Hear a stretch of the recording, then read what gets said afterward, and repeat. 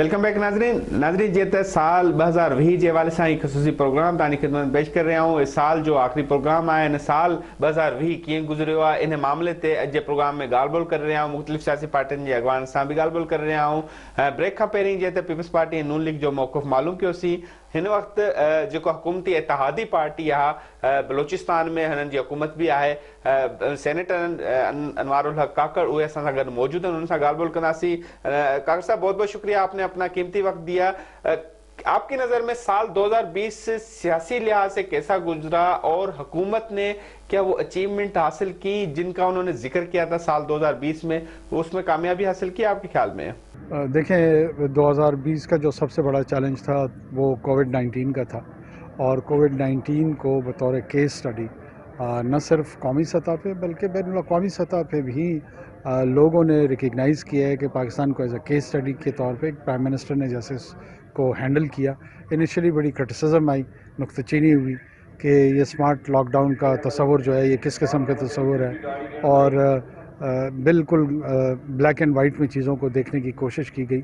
लेकिन उस वक्त जो चैलेंज था लाइफ वर्सेस लाइवलीहुड का, वो मेरे ख्याल में बड़ा वाइजली रिस्पॉन्ड हुआ। अल्लाह ने करम किया और पाकिस्तान ने बेहतर अंदाज में सर्वाइव किया। काकड़ साहब, आप नहीं समझते कि इस साल 2020 में कोरोना की वजह से एक जानब मईशत मुतासर हुई, सियासी मामला तो अपनी जगह पे मुतासर हुए इख्तलाफात बरकरार है, लेकिन इस कोरोना की वजह से मईशत को बड़ा धचका लगा? मईशत की बिगाड़ का अक्सर मैं सुनता हूँ। लोग जो कन्फ्यूजन फैल रही है वो इन्फ्लेशन और मईशत का बिगाड़ है। इन्फ्लेशन एक चीज़ है, रीजन में पूरे टर्की में इस वक्त डबल डिजिटल इन्फ्लेशन है, इंतहाई ज़्यादा महंगाई हुई है, ईरान में महंगाई है, दूसरे ममालिक में महंगाई है। इन्फ्लेशन एक रीजनल और ग्लोबल फिनोमेना के तहत हुई है, उसके मल्टीपल रीजंस हैं। मईशत कोलैप्स कर गई है, मिसमैनेज हो गई है। मुझे हैरत होती है, पीआईए नॉर्मल अंदाज में चल रही है, पाकिस्तान रेलवेज़ जो है कम्यूट कर रही है, तमाम हाईवेज़ जो हैं वहाँ पे टोल कलेक्ट हो रहा है, 4-5 हज़ार अरब रुपए साल की टैक्स कलेक्शन हो रही है, इसी तरह इसकी डिस्पेंसेशन हो रही है। एक नॉर्मल फंक्शनैलिटी ऑफ इकॉनमी जो है वो चलती जा रही है। तो कौन सी ऐसी चीज़ हो गई है, या तो हमारे पास कैलिफोर्नियन इकॉनमी होती जो कि एज अ स्टेट दुनिया की 4th या 5th लार्जेस्ट इकॉनमी है, तो वो कहीं 8वें या 20वें या 30वें नंबर पे आ गई होती तो हम कहते हैं यार बड़ा ही जवाल की तरफ आ। जिक्र करते हैं कि मईशत बहुत मुतासर हुई है, गवर्नमेंट वज़रा की स्टेटमेंट्स हैं ये। मैं फिर दोबारा अपना पॉइंट ऑफ व्यू दे रहा हूँ। मैं गवर्नमेंट के वज़रा की तर्जुमानी यहाँ नहीं कर रहा हूँ। मैं जो एक्सप्लेन करने की कोशिश कर रहा हूँ वो यही है कि करंट डेफिसिट अकाउंट बढ़ गया है, रेमिटांसेस बढ़ गई हैं। फैसलाबाद में 30,000 के करीब लूम्स जो हैं वो इंपोर्ट हुई हैं। 20 साल के बाद टेक्सटाइल इंडस्ट्री रिवाइव हुई है। जो टेक्सटाइल का ऑर्डर था वो इंडिया से शिफ्ट हुआ है post Covid towards Pakistan. Sialkot में एयर सियाल आई है, जो बूम वहाँ पर आया है, वहाँ पर स्किल्ड वर्कर मिल नहीं रहा। तो ये तमाम चीज़ें क्या इकॉनमी से रिलेटेड नहीं हैं? ये बेहतर नहीं हुई हैं, ये हो रही हैं, लेकिन तस्करा नहीं हो रहा है इनका, उसको बयान नहीं किया जा रहा। बहुत बहुत शुक्रिया अनवार काकड़ साहब। नाज़रीन, सेनेटर अनवार काकड़ सां ॻाल्हि ॿोल कईसीं। हिन वक़्तु JUIF जो भी मौक़िफ़ मालूम कंदासीं। मुफ्ती कफ़ायतुल्लाह असां सां गॾु मौजूद आहिनि, इन सां ॻाल्हि ॿोल कंदासीं। बहुत बहुत शुक्रिया कफ़ायतुल्लाह साहब, आपने अपना कीमती वक्त दिया। कफ़ायतुल्लाह साहब, साल 2020 का अगर जिक्र करें तो साल 2020 में अगर हुकूमत के मुखालिफ पार्टी का अगर जिक्र करें तो फजल रहमान साहब फ्रंट पे रहे बनिस्बत पीपल्स पार्टी और PMLN के। बड़ी जदोजहद की 2020 में, एहतजाजी तहरीकें चलाई, मुख्तलिफ जलसे किए, PDM का क़याम किया। तो आप समझते हैं कि साल 2020 में अपोजिशन बिलखसूस JUIF ने वो अचीवमेंट हासिल कर ली जो उनका टास्क था? तो हमारे चूंकि 2 पॉइंट हैं, मुस्लिम लीग नून और मुस्लिम लीग और पीपल्स पार्टी, वो कहते हैं ये नाअहल है, नाजायज नहीं कहते। तो हम पे जिम्मेदारी ज्यादा थी, इसलिए हमने ज्यादा काम किया उसके खिलाफ, एक बात। दूसरी बात यह है कि पीपल्स पार्टी, मुस्लिम लीग नून और PDM की तमाम जमातें वो इमरान खान के मुखालिफ हैं सियासी तौर पर, और हम मुखालिफ हैं नजरियाती तौर पर। जो लोग नजरियाती मुखालिफ होते हैं उनको काम ज्यादा करना पड़ता है। इसलिए हमने 2020 में अपनी पूरी जद्दोजहद की है हुकूमत के खिलाफ, اور ہم اس میں کامیاب رہیں، ساتھ ساتھ ہمارا جو سیاسی قد ہے اس کے اندر اضافہ ہوا ہے اور سیاسی گراف بھی بڑھا ہے، عوام نے ہمارے اس کام کو اچھی نگاہ سے دیکھا ہے اور اس طرح ہماری محبوبیت، مقبولیت اور شہرت میں اضافہ ہوا ہے۔ اچھا کفایت اللہ صاحب، سال 2020 تو ختم ہو گیا، تحریک عروج پر چلی گئی، سال 2021 کیسا گزرے گا آپ کے خیال میں؟ کیا سال 2021 بھی اسی طرح ہی سال 20 کی طرح گزارنے کا ارادہ ہے یا کوئی خاص امیدیں ہیں وابستہ آپ کی؟ سال 2021 تو بہت زیادہ اہمیت کا حامل ہے، اور میں دیکھ رہا ہوں کہ محترم عمران خان اڈیالہ جیل کے اندر ہے، اور وہ کیسے؟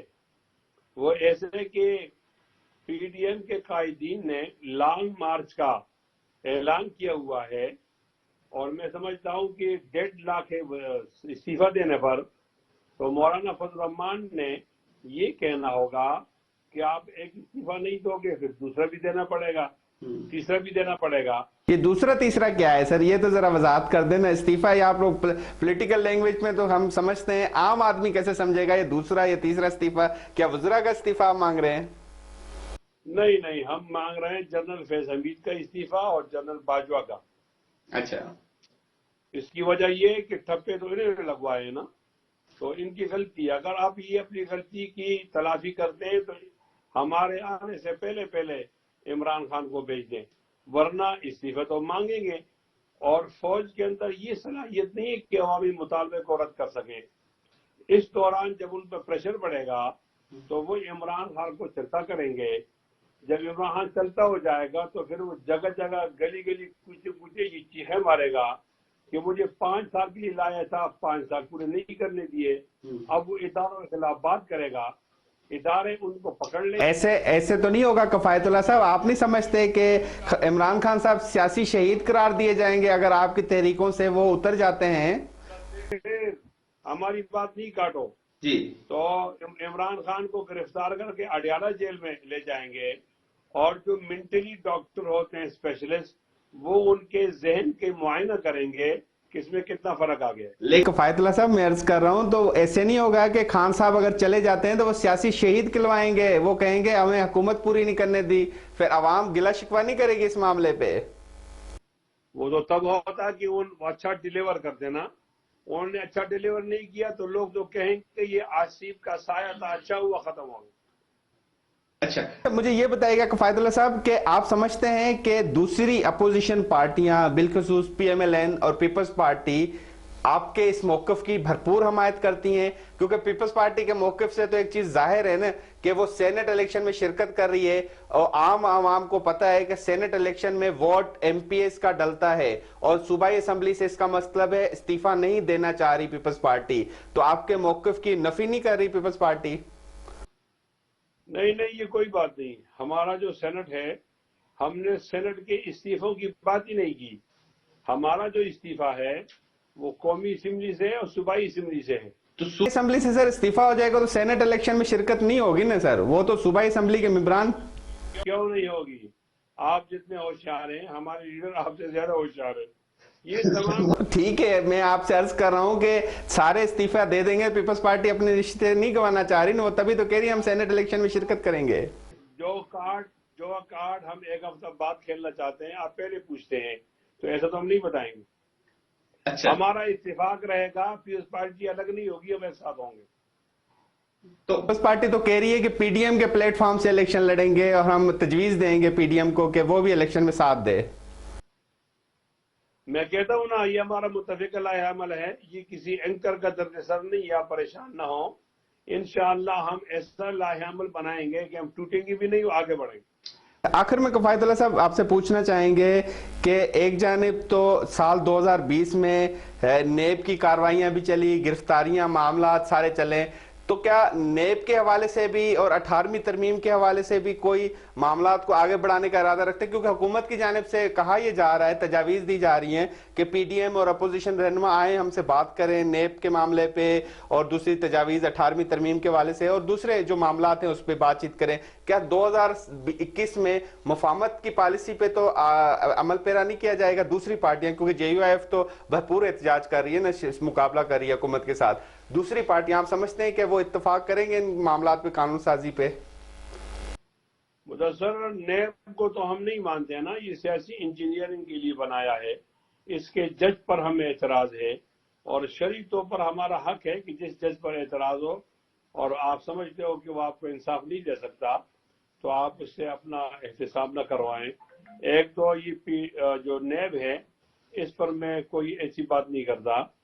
البتہ آپ نے کہا کہ مذاکرات ہو سکتے ہیں یا نہیں ہو سکتے، بالکل ہو سکتے ہیں، مذاکرات کے بغیر تو ہم رہ نہیں سکتے، ہم سیاسی لوگ ہیں، لیکن یہ مذاکرات مزارعین سے ہوں گے یا مالکان سے ہوں گے، یہ بات رہتی ہے، اور یہ مذاکرات ہوں گے اگلے انتخابات پر کہ آئیے عمران تو چلا گیا ہے، اب دیکھتے ہیں کہ اگلے انتخاب میں فوج کی مداخلت کیسے روکیں، اس پر مذاکرات ہوں گے۔ میں آپ کو پیشگوئی کرتا ہوں۔ بہت بہت شکریہ کفایت اللہ صاحب، آپ نے اپنا قیمتی وقت دیا اور اس اہم معاملے پہ بات کی۔ ناظرین ان اہم معاملے تے گال بول کیسی ہیں وٹنا جی بریک ہیں، بریک کھاں پو بھی اراضت ناسی۔